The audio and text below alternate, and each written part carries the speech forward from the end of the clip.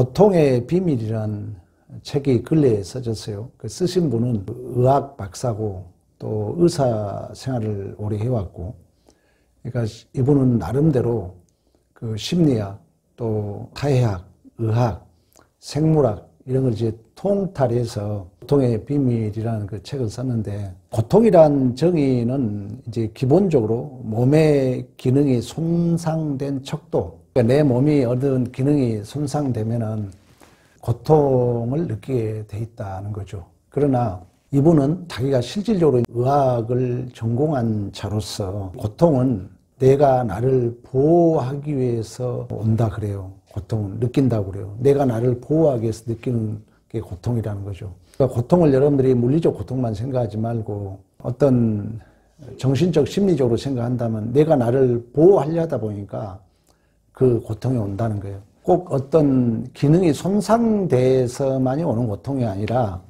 이 고통은 뇌에서 온다는 거예요. 뇌에서. 그러면 몸이 손상되지 않았음에도 불구하고 고통이 올 수 있다는 것이 전제되는 거예요. 또 다른 말로 말하면 내가 고통이 있다 할지라도, 내 기능이 손상됐다 할지라도 내가 어떤 인식을 바르게 하면은 또한 그 고통이 없을 수도 있다는 역설이 형성되잖아요. 우리의 그 마음, 무릇 지킬 만한 것은 너희의 마음을 지키라 그러잖아요. 생명의 근원이 너희 마음에서 온다 그러거든요. 예수님의 그 고난이 우리에게 어떤 유익이 있는가?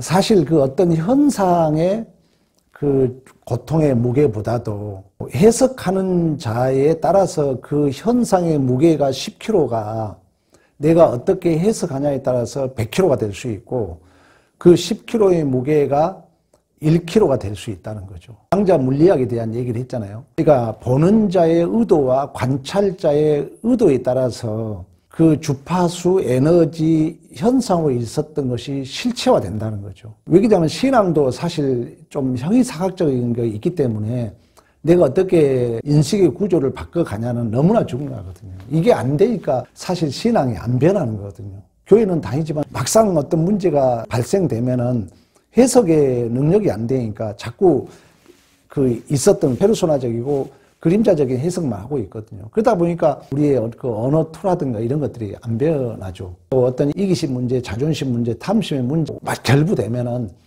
여전히 하나님은 온데간데 없잖아요. 이게 이제 훈련이 안 돼서 그러거든요. 그러니까 그런 의미에서 본다면 어떤 현상을 이렇게 인식할 때, 어떤 현상이 발생되었을 때, 어떤 사건이 발생되었을 때 그것을 해결하는 방법에 있어서, 그걸 해결하는 방법에 있어서 어떤 주장으로 되지 않는다는 거예요. 어떤 강요로 안 된다는 거예요. 예수와 함께 있어서 우리 안에 어떤 고통의 문제가, 어떤 이해되지 않는 문제가 발생되었을 때 우리가 살다 보면 그런 게 많이 발생되잖아요. 그러니까 기독교 신앙이라는 것은 초월적인 거거든요. 그러니까 사실 이 강단에서 말은 말도 안 되는 얘기를 하는 거예요, 사실. 어떻게 보면. 그러니까 믿음 없이는 이해가 안 되죠. 그러나 이제 목사도 유혹을 받는 거예요. 자꾸 여러분들을 윤리도로 설득을 시켜야 되다 보니까 목사가 유혹받아가지고 복음을 못 전하는 거예요. 다 윤리도도 감동이나 부추겨가지고 뭐 목사 이렇게 인기나 얻으려지 복음을 안 전하죠. 그러니까 우리는 또 거기에 속아서 안 변하는 거예요. 갈수록. 근데 어떤 문제가 발생되었을 때 어떤 그 해석의 문제에 있어서 그 어떤 문제가 우리에게 어떤 사건이 인식함에 있어서 오늘 본문의 주제가 예수의 죽으심이 나에게 어떤 유익이 있는가? 예수의 십자가의 음부에 내려갔다는 것이 나에게 어떤 유익이 있는가의 연장선상에 본다면 어떤 문제에 있어서 우리는 자꾸 막 우격다짐으로 해결하려고 그러고 내 뜻을 주장해서 관철시키려고 그러고 안 그러면 이제 대부분이 옳고 그름 따지거든요. 그래가지고 내 뜻에 맞으면은 공감을 하고 내 뜻에 안 맞으면 여러분 솔직히 포기해버리잖아요. 안 해버리잖아요. 요즘 주제가 다 그래요. 그래서 내가 도망친다는 얘기를 자주 하는 거예요. 저도 이것은 하나님에게 주신 목회자로서의 하나의 영감이거든요. 하나님이 그냥 그런 걸 주겠습니까? 어떤 이 현상을 해석할 수 있는 목회자로서만이 주는 하나님의 영감이죠. 요즘 시대에 못마땅하면 여러분 다 체념주의에 빠져버려요. 나는 그 일 안 하겠다가 아닙니까? 그러다 보니까 우리가 단순해지고 소통은 막히고, 그러니까 갈수록 이제 나이 먹으면 솔직히 뭡니까? 신앙생활 바로 한 다음 나이 먹으면 더 풍성해져야 되거든요. 중요한 얘기는 이런 이제 어떤 문제가 발생되었을 때 이해되지 않는 문제, 여러분 교회 안에도 그랬잖아요. 여러분이 저에 대해서 100% 공감을 못 얻을 수가 있거든요. 우리 다 그래요. 모든 인간이 누구를 만족할 수 없거든요. 그럼 이 못마땅이 발생됐을 때 나도 그러면 포기해버리고 단절할 거냐? 성경은 뭐예요? 그걸 기회라고 그러잖아요. 복 있고 명예로운 기회라는 거죠. 내가 못마땅한 그 자리가 나에게 복 있는 기회라는 거예요. 그걸 실천했을 때 나는 실력이 있는 거죠. 실력이 안 되면 내가 오전에 뭐라 했어? 우울감 온다니까, 우울감. 왜? 아니, 감당하고 내가 실력을 발휘해야 되는데 못하니까, 내가 못하니까 맨날 자기를 부인해야 되잖아. 자기를 부인해야 할 그 현실이 잘못하면 쌓이면 우울감이 쌓인다는 거예요. 이러한 어떤 문제들이 발생되었을 때, 이런 이해되지 않는 일들이, 또 억울한 일들이 이렇게 발생되었을 때, 이미 고대 철학자들은 그랬다 했잖아요. 철학적 사고로 신학을 해석하면 중요해요. 왜? 당시에 철학이랑 신학의 백그라운드에 있었거든요. 그 옛날 고대 철학자들은 뭐라 했어요? 이 해석을 할 때 어떻게 하려고 노력했다 했어요? 절대자를 근거하려고 했다는 거예요. 절대자를. 그래서 이데아라는 형이상학적인 게 있었다는 거예요. 요즘에 그러면 인본주의, 실존주의는 뭐냐? 그 해석의 눈이 절대자에서 누구한테 왔다고요? 나한테 왔다는 거예요. 금요일날 우리 기도에 뭐 했어요? 중시하지 못한 사가 어둠이 뭐냐? 자기 눈으로 볼란다는 거예요, 자꾸. 자기 눈으로. 얼마나 역설적 얘기입니까? 그러니까 이런 얘기 듣기 싫어할 수 있거든요, 믿음이 없으면. 그러나 성경은 그걸 분명히 얘기해요. 그러면 다시 이제 적극적 답을 찾자면은 우리가 이해되지 않는 일들, 나타나는 그 고통의 현실을 우리는 이제 옛날 철학이란 게 뭡니까? 지식을 사랑하는다, 이런 뜻을 가지고 있거든요. 그리고 본질을 이해하는 거거든요. 우리 역시 내 눈으로 보려고 하지 말고 그 절대자의 눈으로 보려고 노력을 해야죠. 그래서 한 3주 때 거쳐서 그 고난이 예수의 십자가의 죽음이 나에게 어떤 유익이 있냐를 얘기한다면 그 유익은 그 내용은 뭐냐면 내가 어떤 현상을 해석할 때 내 주장으로 내 옳고 그름으로 내가 강요해서 그 문제를 해결하지 말고 예수님과 대조해서 보라는 거예요. 대조해서. 대조. 단어 여러분 기억해요. 대조. 그러니까 이제 이것이 안 되면 우리의 믿음은 한 발짝도 못 가는 거죠. 여러분이 살다 보면 억울한 일이 한두 개입니까? 내가 여러분 어느 목사는 그러더라고요. 자기는 믿음이 떨어질 때마다 배너 영화를 본다는 거예요. 저도 여러분들에게 배너 얘기 자주 얘기하죠. 마지막 클라이막스가 뭡니까? 나같이 억울한 사람이 없는 줄 알았어요. 친구한테 배신을 당합니다. 종으로 팔려갑니다. 자기 어머니는 나병 환자 걸립니다. 자기 아내도. 이건 억울한 누명을 쓰고 얼마나 억울하겠습니까? 근데 대조, 나보다 더 억울한 누군가 있더라는 거죠. 그때 우리는 위로를 받는 것입니다. 그러니까 예수가 없이는 답이 없는 거예요, 사실. 여러분 신앙의 순종도 마찬가지입니다. 신앙의 순종도.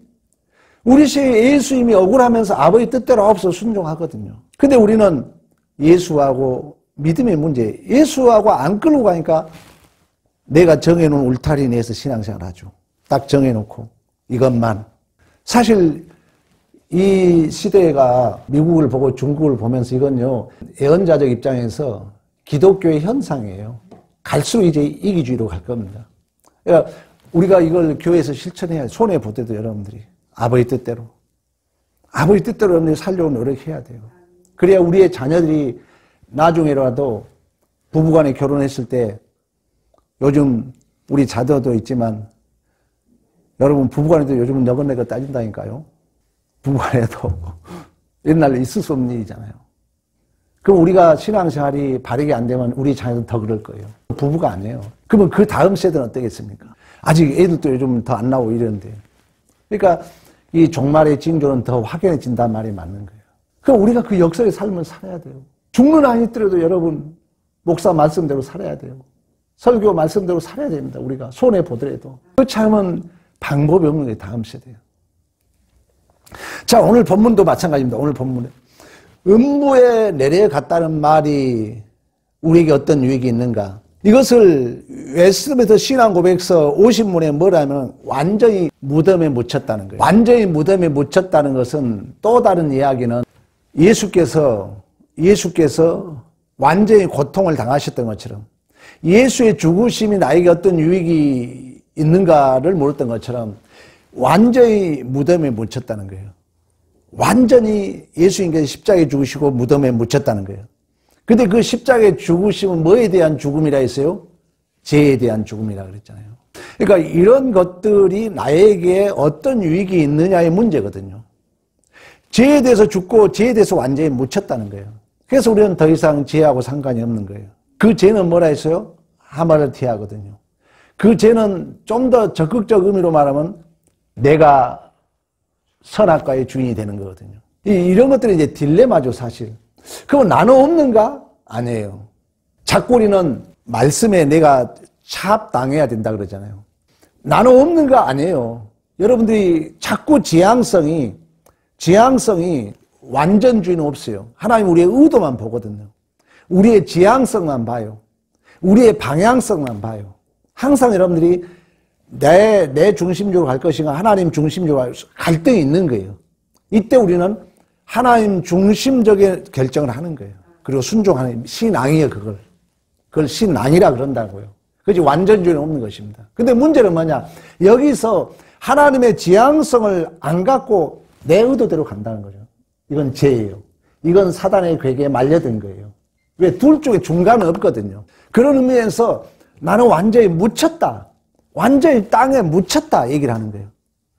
이걸 이제 칼빈은 어떻게 해석하냐면은 지옥의 같은 고통을 우리 주님이, 그러니까 음부의 고통, 그러니까 이 음부는 지옥으로도 해석하거든요. 그 음부의 고통마저 우리 주님이 당하셨다 이렇게 해석을 해요, 칼빈은. 우리가 고통을 당할 때 이 고통을 일반적으로는 우리의 기능이 망가지는 척도라 그랬어요.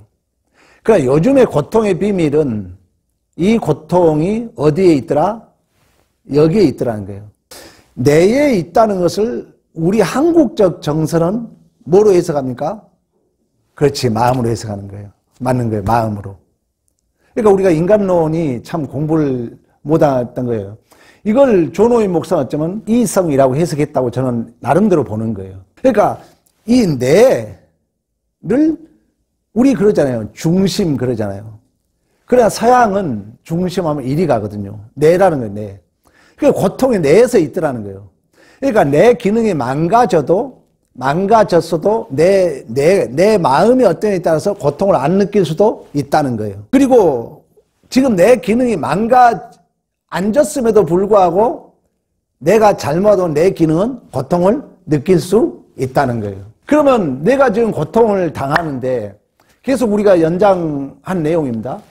우리 예수님께서 음부에 내려가셨다는 것은 웨스트민스터 신앙 고백서는 완전히 우리의 죄에 있어서 무덤에 완전히 묻혔다 이렇게 해석하고, 칼빈은 뭘 하냐면 우리 주님이 우리의 그 지옥의 고통, 그러니까 최악의 고통, 최후의 모든 고통을 우리 주님이 당하신 줄로 믿습니다. 그렇다면 또 뭘로 또 다시 돌아갑니까? 내가 고통을 당한다면 뭐 하라 했어요? 예수님과 뭐 하라 했어요? 어떻게 하라 했죠? 처음에 내가 얘기했는데, 내가 어려움을 당할 때 어떤 현상을 해석할 때 예수님과 어떻게 하라고요? 대조예요, 대조. 그러니까 왜 이 고통을 얘기하고 있냐면 대조하라는 거예요. 우리 고린도후서 한번 찾아볼래요? 1장 3절 찬송하리로다. 그런 우리 주 예수 그리스도의 하나님이시오 자비의 하나님이요 모든 위로의 하나님이다. 우리의 모든 환난 중에서 우리를 이루어서 우리로 하여금 하나님께 받은 위로로서 모든 환난 중에 있는 자들을 능히 위로하게 하시는 일이시로다. 그리스도의 고난이 우리에게 넘친 것처럼, 이게 대조란 단어는 쓰지 않지만 생각해봐요. 내 고난이 지금 50이야. 고난의 척도가. 근데 그 고난이 넘쳤다는 것은 나보다 당한 고난이, 주님의 고난이 컸다는 거잖아요. 그러면 이때 위로를 얻을 수 있는 것은 대조잖아요, 대조. 그래서 내가 대조라는 단어를 쓰는 거예요. 이거 뭐 어디 책에 나온 게 아닙니다. 이제 해석상 목사는 지금 대조라는 단어를 쓰는 거예요. 또 그 말을 내가 아까 배너에서 빌려오는 거예요. 배너도 마찬가지잖아요. 배너도 내가 억울함을 당했잖아요. 그래서 이제 그 친구를 죽이려고 칼을 갈고 다니잖아요. 근데 주님을 이제 보잖아요. 그러면서 그 주님의 말이 내 마음에 칼을 빼앗아 갔다는데, 여러분 더 좋은 단어 있으면 나한테 좀 추천해 주세요. 저는 대조라는 단어를 쓰고 싶은 거예요. 내가 당한 억울함과 주님이 당한 억울함과 대조해 봤더니 주님의 그 억울함이 더 크더라는 거예요. 그래서 위로를 받는 거예요. 그래서 존오이 목사는 그런 얘기 내가 자주 얘기했던 것처럼, 내가 지금 억울함을 당하고 있는데 아직 이 분노의 칼을 여러분이 차압당하지 않고 아직도 분노의 칼을 갈고 있다면은, 그런 의미에서 당신은 예수를 모르고 있다 그러거든요. 대조라는 대조. 오늘 본문에 예수님께서 무덤 가운데 내려갔다는 것은 두 가지 의미가 있다 했어요. 외면적 해석은 내 죄에 대해서 완전히 무덤에 우리는 완전히 묻혔다. 칼빈적 해석은 우리 주님이 음부의 고통, 지옥의 고통마저도 우리를 위하여 친히 감당하신 줄로 믿습니다. 이제 이러한 대조를 가지고, 믿음이란 건 뭡니까? 이제 어떤 여러분들이 고난을 당할 때, 또 살다 보면은 이해되지 않는 일들 많이 겪잖아요. 내 주장, 내 강요로 해석하려지 말고, 내가 가지고 있는 페르소나, 그림자 또는 선과 악으로 해석하지 말고 주님과 대조해서 그걸 해석하라는 거죠. 그리고 그 현실을 믿음으로 감당하라는 거죠. 그때 이제 우리는 실력이 길러지겠죠. 왜? 명예롭고 복 있는 기회라고 제가 얘기했잖아요. 실력이 길러지면은 두려움이 없는 거죠. 그러나 이제 실력이 안 길러지면 원망이 훨씬 많이 생기겠죠. 왜? 내가 실력은 안 길러지는데 요구는 들어오거든. 하기는 싫거든. 그러니까 원망으로 핑계대는 거죠. 자꾸 이제 누구 끌어들이거나 원망하고. 그렇지 않으면은 내 안에 우울감이 오죠. 왜? 계속 은을 요구하고 있는데 나는 실력이 안 돼. 또 실력을 감당하려고 노력을 안 해. 그러니까 절망감, 자기를 부인해야 되기 때문에, 이런 것 때문에 쓸데없는 우울감이 오는 거죠. 그러니까 이런 것들이 여러분들의 해석이 능력이 된다면 상담도 할 수 있지 않겠어요? 여러분의 어떤 주위 사람들을 잘 얘기 들어봐가지고 상담할 수 있는 거죠. 상담 실력이 안 되면 저한테 문의하세요. 그래서 여러분들이 정말 신앙생활이 막연한 어떤 형이사각적으로 머무르지 않고 추상적이고 관념론적으로 예수 믿어야 돼, 구원받아야 돼, 이게 아니라 실존, 실제적으로 우리 안에 경험된 신앙의 간증이 있어요. 이걸 자기 이야기로 하는 거예요. 자기 이야기라고 그러는 거예요. 이 믿음대로 사는 자가 자기 이야기를 할 수 있는 거죠. 그래서 맥체인 목사는 이 시대에 필요한 것은 영적 체험이다. 이런 성령의 체험이라고 얘기했던 것처럼, 우리 나이가 먹어가는 우리 주임성교회 성도님들, 우리 청년들은 더 이런 부분에 명석해지겠지만, 나는 우리 성도님들이 나이가 먹을수록 더 풍성하고 더 해석의 능력은 그 살아온 삶의 경륜이 풍성한 만큼이나 해석의 능력이 더 풍성해서 누구하고 모여도 그 분위기를 이끄는 진정한 영적 지도자로서의 복된 삶을 사시기를 간절히 축원합니다.